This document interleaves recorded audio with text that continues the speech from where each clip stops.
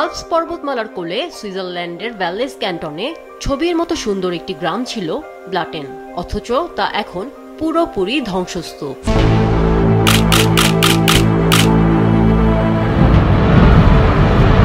বুধবার আল্পসে বার্চ হিমবাহের একটি বড় অংশ ধসে পড়ে। বরফ, কাদা, পানি ও পাথরের ঢলে ঢাকা পড়ে ব্লাটেন গ্রাম এবং এর আশপাশের বনভূমি।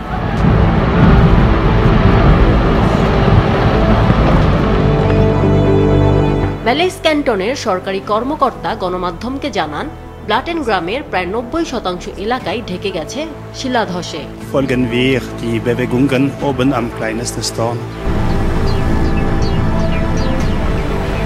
আগেই সরিয়ে নেয় এই ঘটনায় প্রাণহানির কোনো ঘটনা এখনো জানা যায়নি, তবে নিখোঁজ হয়েছেন একজন।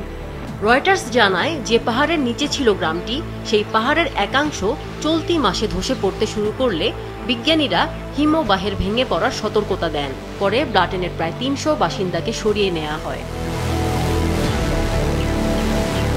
জরুরি সেবা সংস্থাগুলো এলাকাটিকে অত্যন্ত বিপজ্জনক উল্লেখ করে সবাইকে দূরে থাকার আহ্বান জানিয়েছে এবং উপত্যকার প্রধান সড়ক বন্ধ করে দিয়েছে।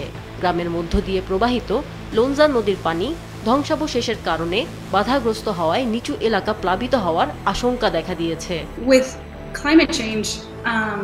পাহাড়ে আমরা যে বড় বিপর্যয় দেখতে পাচ্ছি, তার পেছনে অবশ্যই জলবায়ু পরিবর্তন রয়েছে। এই ঘটনার জন্য নিশ্চিতভাবে বলতে না পারলেও আমরা যা করতে পারি তা হলো বিশ্ব উষ্ণায়নকে হ্রাস করার চেষ্টা করা, এবং এর অর্থ হলো গ্রিনহাউস গ্যাস নিঃসরণ হ্রাস করা। জুরিখ বিশ্ববিদ্যালয়ের জলবায়ু ও পরিবেশবিদ্যার অধ্যাপক ক্রিশ্চিয়ান হুগেল বলেন, আল্পসের তাপমাত্রার কারণে হিমবাহ গলে যাওয়ার ঘটনা ঘটে থাকতে পারে। আমিনা লুসি, মাছরাঙা, নিউজ ডেস্ক।